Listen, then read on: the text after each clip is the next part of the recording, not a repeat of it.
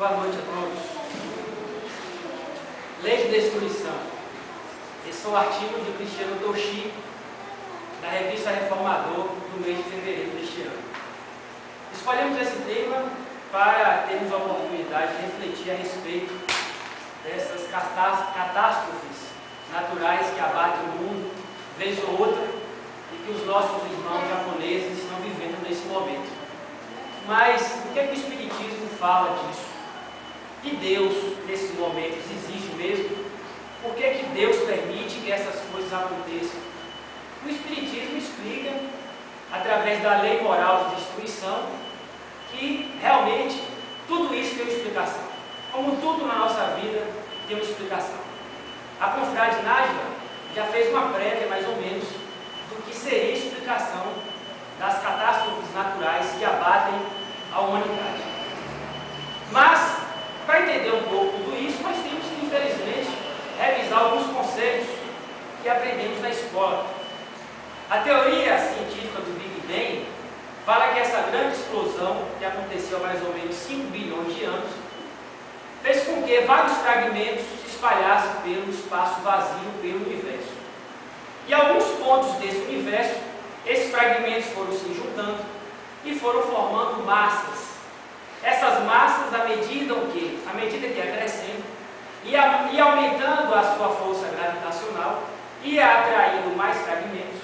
À medida que atraía mais, a força aumentava, o impacto era maior, e essa massa ficava cada vez mais incandescente, cada vez mais com temperaturas altas, e formavam-se verdadeiras bolas de fogo.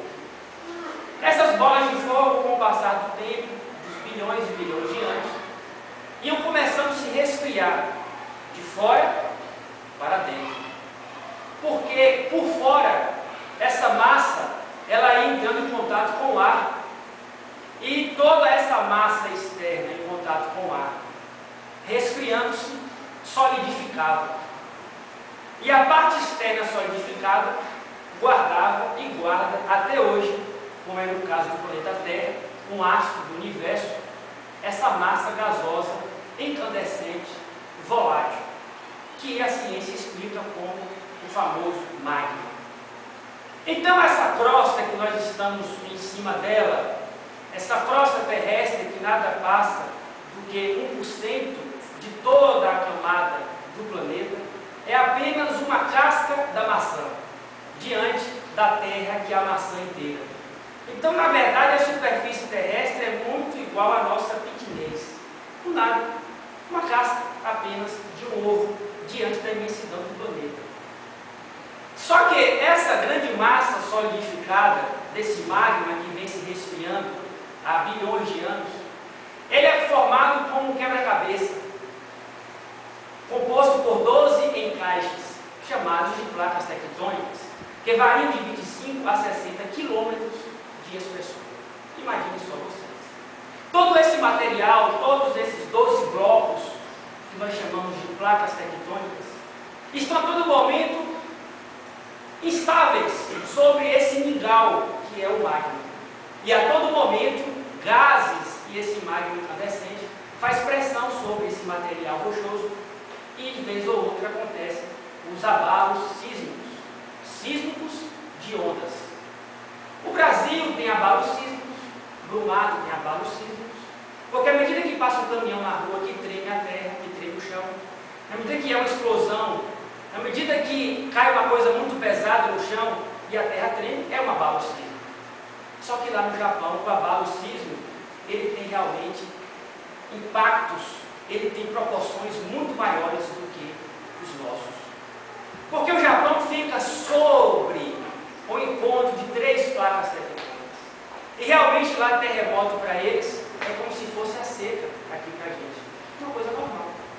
Mas vez ou outra acontece que esses terremotos tomam proporções magníficas e levam realmente à destruição. O Brasil, graças a Deus, não tem terremoto. Tem abalo sísmico, mas não tem terremoto. Mas tem fome, tem miséria, tem corrupção, tem tantas outras coisas que se comparam a terremotos, que se comparam a enchentes, como no sul do nosso Brasil. O Brasil, graças a Deus, está livre disso, porque estamos no meio de uma dessas placas, E também o nosso material rochoso é bastante sólido, datando aí do início da era pré-cambriana, depois veio a Paleozoica, a Mesozoica e por último a Cenozoica, que foi justamente a era que o Japão foi formado, porque o Japão é uma ilha vulcânica. Então, a densidade das rochas de lá são muito inferiores às densidades das rochas de cá. Daí a magnesita, uma das rochas mais resistentes do mundo, suportando altas temperaturas, 2.000, 3.000 graus, sendo chamada de refratário. E Brumado está dentro desse contexto de solo e estrutura geológica bastante antiga. Mas chega de ciência, chega de revisão, foi uma geral, para que entendêssemos o que isso acontece. Um amigo nosso chegou, nos procurou e disse que o homem é culpado de tudo isso, porque a poluição que o homem vem causando é que causa os terremotos. Não. Os terremotos não têm como causa a poluição. Engano esse amigo cometeu. Os terremotos vêm de forças naturais. Não tem como prever terremotos. Não há como prever vulcões. Não há. Um ciclone, sim. Uma enchente, talvez. Mas terremotos, não. Então, na ignorância popular, muitos ainda acreditam que o terremoto é fruto da poluição humana. Não. Os terremotos são tipos de catástrofes que estão sob desígnios de Deus. Mas, há tempos remotos, alguns bilhões de anos, existia aqui os primeiros habitantes da Terra. Esses primeiros habitantes eram animais microscópicos, unicelulares, bastante primitivos, que habitavam as águas mornas dos mares rasos. E desde aquele tempo, desde sempre e até os dias de hoje, todos esses animais procuram a luta pela sobrevivência. E na luta pela sobrevivência, dois instintos duelam a todo momento: a conservação e a destruição. Sempre as duas coisas estão juntas, a todo momento, destruir e conservar. Porque os animais, e nós nos incluímos nesse contexto, todos nós buscamos energia, e a energia vem dos alimentos. E a ânsia, a urgência, a pressa por viver, a necessidade e a fome leva-nos à caça, leva-nos à procura do alimento. E há animais que chegam ao ponto de devorar uns aos outros. No topo de uma dessas cadeias, nós estamos lá inseridos. Nós fazemos a mesma coisa. Nós procuramos energia, nós procuramos alimentos. E alimentamos-nos dos vegetais, alimentamos-nos das vísceras dos animais que são nossos irmãos inferiores e que já fomos um dia. Imagine a nossa baixa evolução. Imagine o nosso primitivismo ainda. Embora a Terra seja bastante antiga, 4,6 bilhões de anos, nós ainda estamos muito mais próximos do primitivismo do que da angelitude. Então estamos dentro desse contexto. Diante de tudo isso, nós ainda somos e estamos passíveis dos flagelos naturais, como o terremoto, que na verdade foi no fundo do Oceano Pacífico, ou lá no Oceano Pacífico, que provocou o maremoto, que é na verdade a tsunami que atingiu as ilhas japonesas. Então, nós estamos sujeitos a tudo isso, e isso é um sinal de baixa evolução. Somos ainda atingidos por forças estranhas da natureza desse tipo. Bem, embora a Terra seja bastante antiga, André Luiz, segundo ele fala que o homem lida com a razão há apenas 40 mil anos. Apenas isso, 40 mil anos. E talvez é por isso que o comportamento social do homem está muito preso ainda à rivalidade, à competitividade. Talvez por isso que a nossa ideia de convivência está muito presa à questão da violência e da opressão de todos os tipos.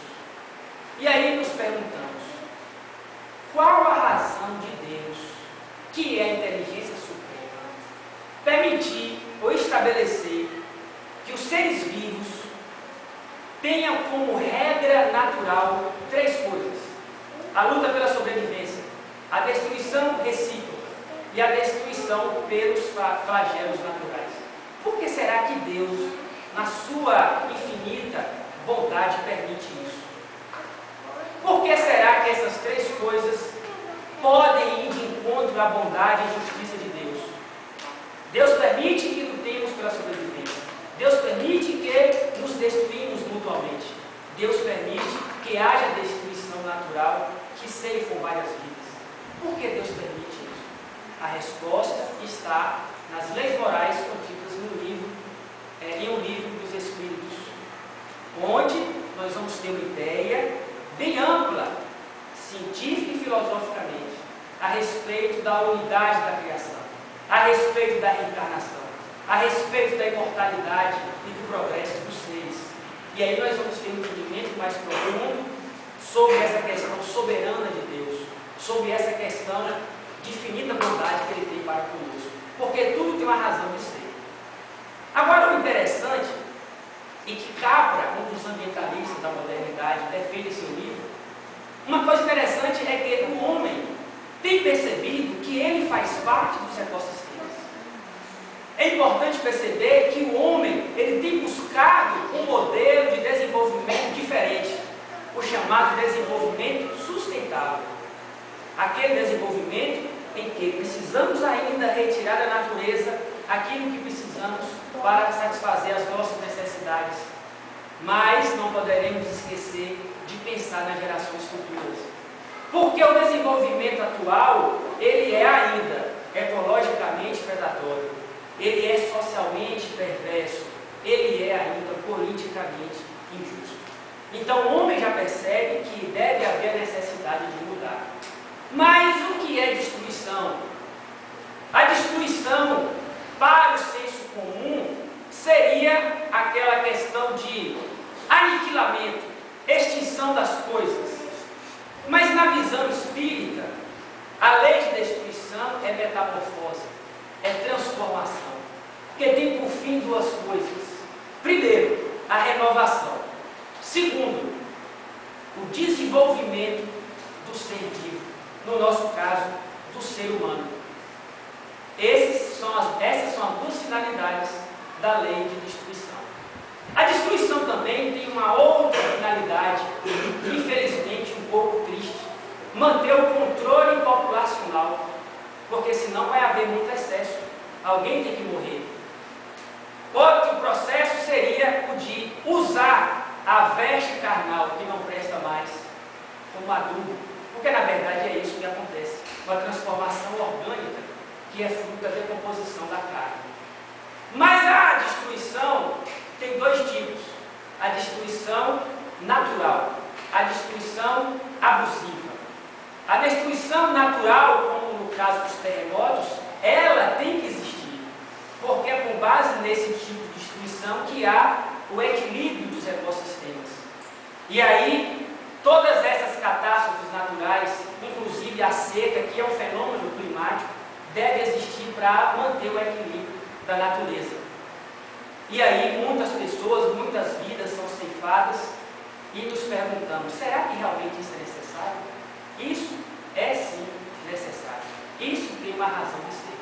Porque nenhum sofrimento, como nossa amiga Nádia colocou aqui, não tem justa causa. Todo sofrimento tem justa causa, tem uma razão de existir. Imaginem vocês que parece contraditório, mas não é. As catástrofes naturais representam um fator muito importante de evolução moral. Muito. As catástrofes naturais são capazes de estimular, de favorecer a inteligência, porque o homem passa a usar a sua inteligência para superar os desafios. Esse tipo de desastre vai fazer com que desabroche nas pessoas a paciência, a resignação, a solidariedade, o amor ao próximo. Porque fica parecendo muitas vezes que o Espiritismo, que dá essa visão ampla da vida, de que as pessoas sofrem porque fizeram coisas erradas, dá uma sensação de frieza. Fulano está sofrendo, deixa lá, ele que causou aquilo. Cicrano está passando mal, o problema dele, foi ele que é o culpado. Mas cadê a solidariedade? Porque ninguém vai ao velório do ente querido, dar um abraço no familiar. Porque ninguém vai ao hospital visitar. Porque realmente o princípio de causa e efeito existe, mas a solidariedade também existe. E o amor ao próximo está pautado nisso aí, na solidariedade, no amar ao outro, na fraternidade. E muitas vezes nós espíritas nos esquecemos disso e tratamos o outro com frieza. Não nos colocamos no lugar do outro e não nos perguntamos a nós mesmos o que Jesus faria em nosso lugar. Então, acima de tudo, entendemos que o Japão passa por um problema.